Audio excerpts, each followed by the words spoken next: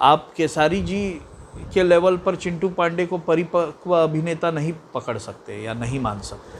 अभी तो चिंटू पांडे को बहुत सीखने की ज़रूरत है। तो अभी चिंटू पांडे को बहुत मेहनत करने की ज़रूरत है केसारी लाल यादव जी के मुकाबले आने, क्योंकि उन्होंने as an singer based hero होकर एक्टर बेस्ड हीरो अपने आप को प्रूव किया है। गानों से लेके स्क्रिप्ट से लेके सारी चीज़ों में केसारी जी का इन्वॉल्वमेंट रहता है। सेट पे अच्छे अच्छे सजेशंस रहते हैं और वो चीज़ें, वो बारीकी, वो मेहनत अभी चिंटू पांडे जी को सीखनी। वो मेहनती है, मैंने उनके साथ एक फिल्म की है, लेकिन अब जितनी मेहनत कर रहे हैं केवल उतनी मेहनत से नहीं ना होगा। बिल्कुल नहीं है। केसारी जी का अनुभव और चिंटू पांडे का अनुभव में ज़मीन आसमान का अंतर है। उनके स्टारडम में ज़मीन आसमान का अंतर है। उनके फ़ैन फॉलोइंग में ज़मीन आसमान का अंतर है। और जाहिर सी बात है, जब केसारी जी इतना काम कर चुके हैं तो उनके अनुभव में भी ज़मीन आसमान का अंतर होगा।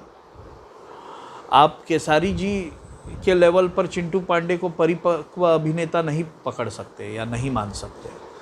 अभी तो चिंटू पांडे को बहुत सीखने की ज़रूरत है। देखिए, कमियां ऐसे नहीं होती, कमियां धीरे धीरे अनुभव से दूर की जाती है। सीखने की ललक होनी चाहिए, वो ललक चिंटू पांडे जी में है। और आप बार बार केसारी जी को और इन चिंटू पांडे की तुलना मत कीजिए, उन विवादों में मुझे मत घसीटिए। केसारी जी चिंटू पांडे से बहुत ऊपर है, केसारी जी का अनुभव ऊपर है। देखिए, केसारी लाल यादव बहुत मेहनत करते हैं अपने प्रोडक्ट पर, बहुत ज़्यादा मेहनत करते हैं। उस मेहनत को बहुत सारे युवा कलाकारों को सीखना चाहिए, इवन चिंटू पांडे जी को भी। मेहनत इसलिए करते हैं क्योंकि केसारी लाल यादव एक बहुत ही सिंगर बेस्ड हीरो रहे हैं पहले से। वो सिंगर बेस्ड हीरो के बतौर उन्होंने काम किया, एज एन हीरो, एक सिंगर बेस्ड हीरो के बतौर वो आए। और सिंगर बेस्ड हीरो को एक्टर बेस्ड हीरो प्रूव करना था। तो आप सोचिए कि केसारी जी ने कितनी मेहनत की होगी एक एक्टर बेस्ड हीरो प्रूव करने के लिए। तो अभी चिंटू पांडे को बहुत मेहनत करने की ज़रूरत है केसारी लाल यादव जी के मुकाबले आने के लिए।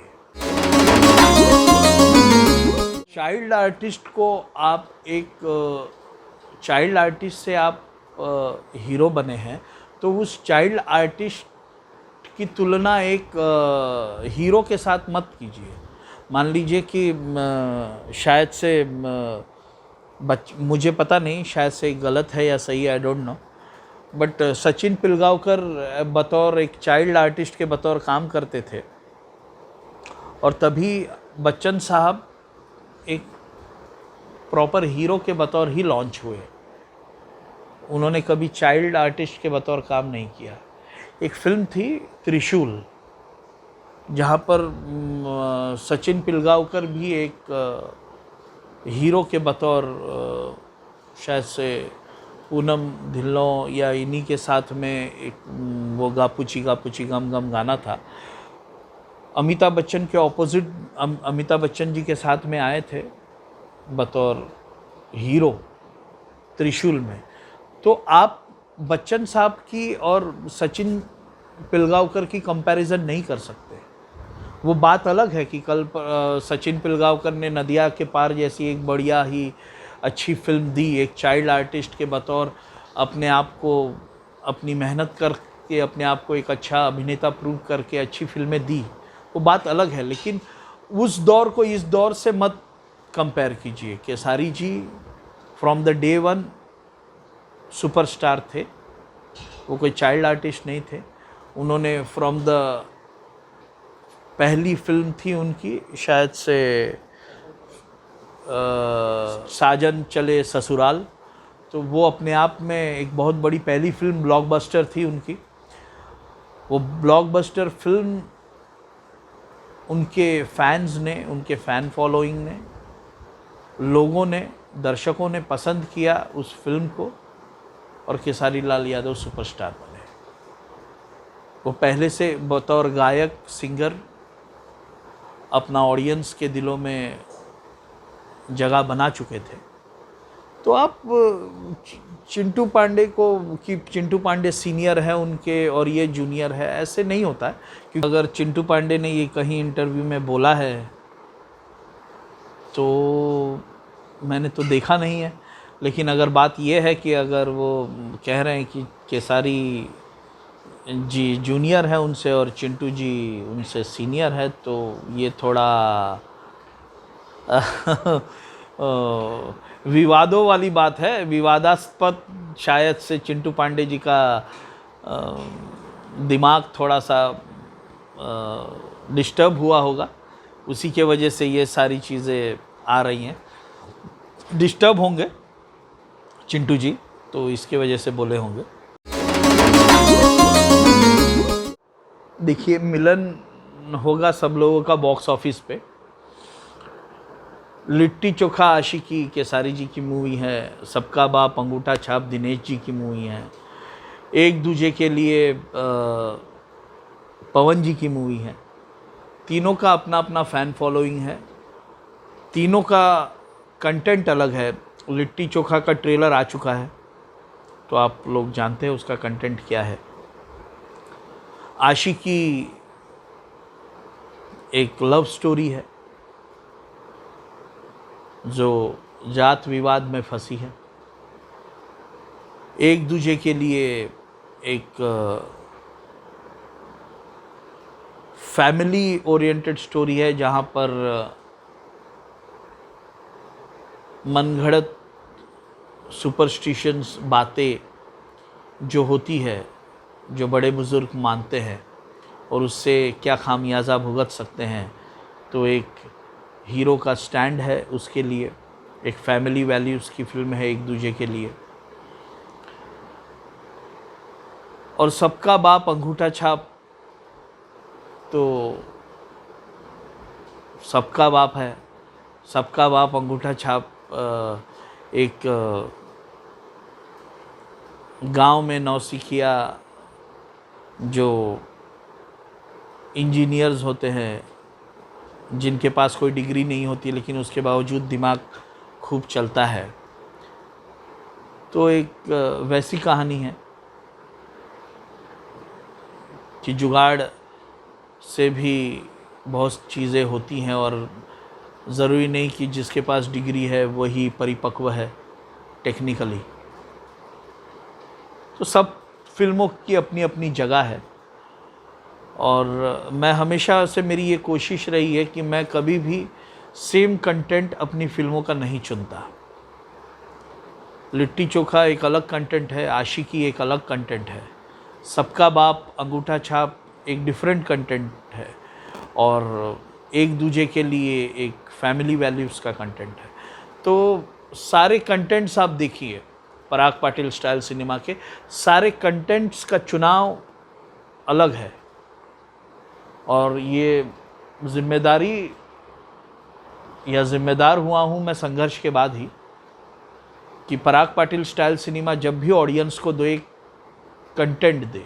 सही मायने में ये पराग पाटिल स्टाइल सिनेमा भी चेंज करके मुझको पराग पाटिल पारिवारिक सिनेमा करना चाहिए, क्योंकि पूरे परिवार के साथ में एक नई दिशा के साथ में एक नया कंटेंट जितना मैं परोस सकूं, जितना मेरे भोजपुरी सिनेमा को एक ऊंचे स्तर पे ला सकूं, यही मेरी जगदोजहद रहती है।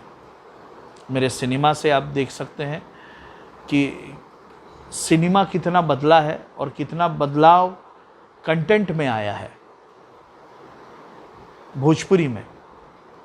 उसी पे बहुत ज़्यादा दिमाग फोकस रहता है और भोजपुरी को किस कदर अच्छे स्तर पर ला सकूं, मल्टीप्लेक्स तक ले जा सकूं, क्रीम ऑडियंस अपने घर से निकल के आए सिनेमा घरों तक और भोजपुरी सिनेमा देखे, यही मेरी लड़ाई है। देखिए, अभिनय के मामले में तो मैं एज एन डायरेक्टर वो जो मुझे चाहिए वही मैं निकालता हूँ या उनसे लेता हूँ अभिनय के मामले में।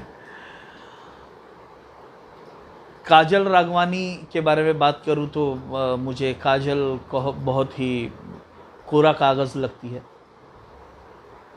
कि काजल राघवानी एक कोरा कागज़ है कि जो डायरेक्टर लिख दे वो आपको मिलेगा, वो आपको जो डायरेक्टर चाहता है वो आपको मिलेगा।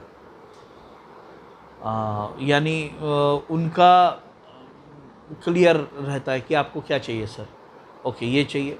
तो अभिनय के मामले में, डांस के मामले में, नेचर के मामले में काजल राघवानी, अभिनय के मामले में और अभिनय के बारीकियों के मामले में आम्रपाली दुबे।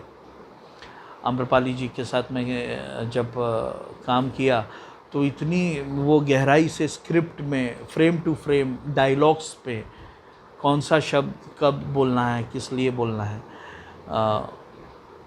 उसमें इन्वॉल्वमेंट रहता था। तो अभिनय के मामले में बहुत ज़्यादा डूबी हुई रहती है आम्रपाली दुबे, जो एक डायरेक्टर का काम आसान कर देती है।